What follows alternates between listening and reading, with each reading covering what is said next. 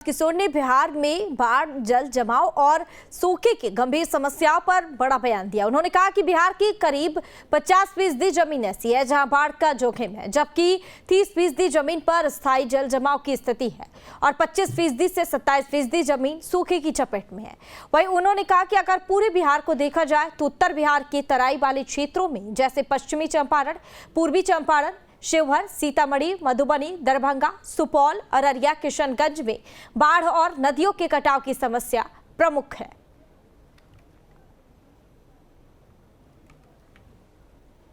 और आधा बाढ़ का जो समस्या है वो तो इंजीनियरों और ब्यूरोक्रेट्स के कमाई के लिए खुद किया हुआ है।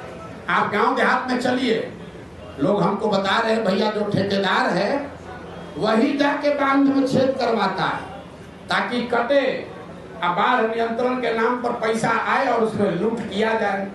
तो हमको फ्लड कंट्रोल नहीं करना है, हमको यहाँ जल जो यहाँ का अभिशाप बना हुआ है इसको बिहार की एक बड़ी ताकत में परिवर्तित करना है। और एक अंतिम बात, चाइना ने आज से सैकड़ों साल पहले ये करके दिखाया है। उन्होंने नदियों का ग्रिड बनाकर बाढ़, सूखे और जल जमाव की समस्या का समाधान निकाला है। बिहार के लिए भी ये व्यवस्था कई लोगों ने कई रिपोर्टों में ये चीज पड़ी हुई है, किसी ने वैसा प्रयास नहीं किया है। जनस्वराज के सूत्रधार प्रशांत किशोर ने बिहार में बाढ़, जल जमाव और सूखे की गंभीर समस्याओं पर बड़ा बयान दिया। उन्होंने कहा कि बिहार की करीब 50% जमीन ऐसी है जहां बाढ़ का जोखिम है, जबकि 30% जमीन पर स्थायी जल जमाव की स्थिति है और 25% से 27% जमीन सूखे की चपेट में है। वहीं उन्होंने कहा कि अगर पूरे बिहार को देखा जाए तो उत्तर बिहार के तराई वाले क्षेत्रों में जैसे पश्चिमी चंपारण, पूर्वी चंपारण, शिवहर, सीतामढ़ी, मधुबनी, दरभंगा, सुपौल, अररिया, किशनगंज में बाढ़ और नदियों के कटाव की समस्या प्रमुख है।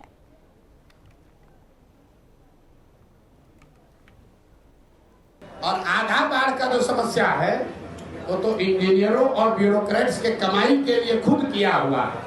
आप गांव देहात में चलिए, लोग हमको बता रहे हैं भैया जो ठेकेदार है वही जाके बांध में छेद करवाता है ताकि कटे, बाढ़ नियंत्रण के नाम पर पैसा आए और उसमें लूट किया जाए। तो हमको फ्लड कंट्रोल नहीं करना है, हमको यहाँ जल जो यहाँ का अभिशाप बना हुआ है इसको बिहार की एक बड़ी ताकत में परिवर्तित करना है। और एक अंतिम बात, चाइना ने आज से सैकड़ों साल पहले ये करके दिखाया है। उन्होंने नदियों का ग्रिड बनाकर बाढ़, सूखे और जल जमाव की समस्या का समाधान निकाला है। बिहार के लिए भी ये व्यवस्था कई लोगों ने कई रिपोर्टों में ये चीज पड़ी हुई है, किसी ने वैसा प्रयास नहीं किया है।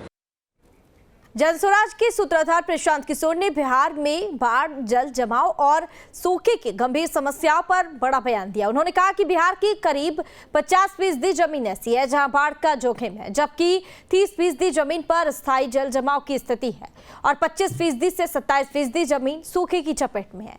वहीं उन्होंने कहा कि अगर पूरे बिहार को देखा जाए तो उत्तर बिहार के तराई वाले क्षेत्रों में जैसे पश्चिमी चंपारण, पूर्वी चंपारण, शिवहर, सीतामढ़ी, मधुबनी, दरभंगा, सुपौल, अररिया, किशनगंज में बाढ़ और नदियों के कटाव की समस्या प्रमुख है।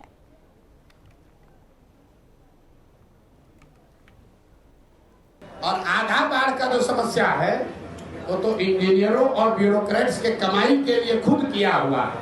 आप गांव देहात में चलिए, लोग हमको बता रहे हैं भैया जो ठेकेदार है वही जाके बांध में छेद करवाता है ताकि कटे, बाढ़ नियंत्रण के नाम पर पैसा आए और उसमें लूट किया जाए।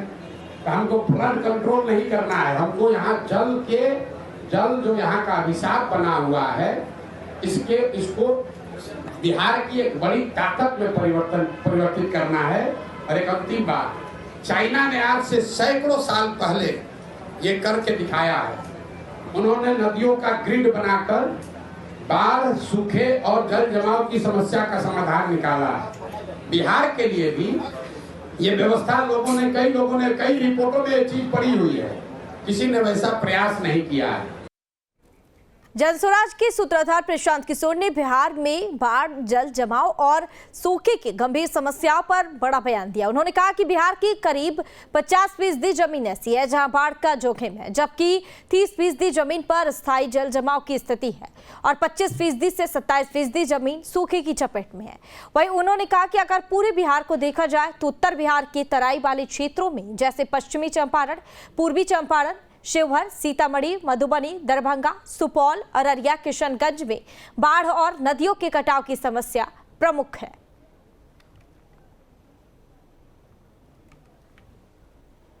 और आधा बाढ़ का जो समस्या है वो तो इंजीनियरों और ब्यूरोक्रेट्स के कमाई के लिए खुद किया हुआ है। आप गांव देहात में चलिए, लोग हमको बता रहे हैं भैया जो ठेकेदार है वही जाके बांध में छेद करवाता है ताकि कटे, अब बाढ़ नियंत्रण के नाम पर पैसा आए और उसमें लूट किया जाए। तो हमको फ्लड कंट्रोल नहीं करना है, हमको यहाँ जल जो यहाँ का अभिशाप बना हुआ है इसको बिहार की एक बड़ी ताकत में परिवर्तित करना है। और एक अंतिम बात, चाइना ने आज से सैकड़ों साल पहले ये करके दिखाया है। उन्होंने नदियों का ग्रिड बनाकर बाढ़, सूखे और जल जमाव की समस्या का समाधान निकाला है। बिहार के लिए भी ये व्यवस्था कई लोगों ने कई रिपोर्टों में ये चीज पड़ी हुई है, किसी ने वैसा प्रयास नहीं किया है।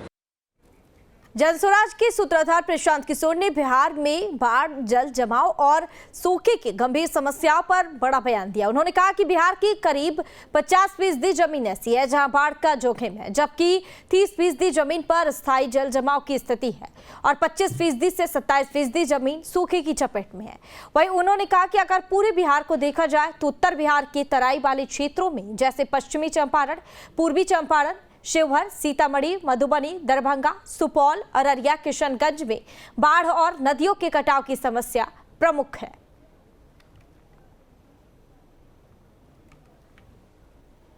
और आधा बाढ़ का जो समस्या है वो तो इंजीनियरों और ब्यूरोक्रेट्स के कमाई के लिए खुद किया हुआ है। आप गांव देहात में चलिए, लोग हमको बता रहे हैं भैया जो ठेकेदार है वही जाके बांध में छेद करवाता है ताकि कटे, अब बाढ़ नियंत्रण के नाम पर पैसा आए और उसमें लूट किया जाए। तो हमको फ्लड कंट्रोल नहीं करना है, हमको यहाँ जल जो यहाँ का अभिशाप बना हुआ है इसको बिहार की एक बड़ी ताकत में परिवर्तित करना है। और एक अंतिम बात, चाइना ने आज से सैकड़ों साल पहले ये करके दिखाया है। उन्होंने नदियों का ग्रिड बनाकर बाढ़, सूखे और जल जमाव की समस्या का समाधान निकाला है। बिहार के लिए भी ये व्यवस्था कई लोगों ने कई रिपोर्टों में ये चीज पड़ी हुई है, किसी ने वैसा प्रयास नहीं किया है। जनस्वराज के सूत्रधार प्रशांत किशोर ने बिहार में बाढ़, जल जमाव और सूखे की गंभीर समस्याओं पर बड़ा बयान दिया। उन्होंने कहा कि बिहार की करीब 50% जमीन ऐसी है जहां बाढ़ का जोखिम है, जबकि 30% जमीन पर स्थायी जल जमाव की स्थिति है और 25% से 27% जमीन सूखे की चपेट में है। वहीं उन्होंने कहा कि अगर पूरे बिहार को देखा जाए तो उत्तर बिहार के तराई वाले क्षेत्रों में जैसे पश्चिमी चंपारण, पूर्वी चंपारण, शिवहर, सीतामढ़ी, मधुबनी, दरभंगा, सुपौल, अररिया, किशनगंज में बाढ़ और नदियों के कटाव की समस्या प्रमुख है।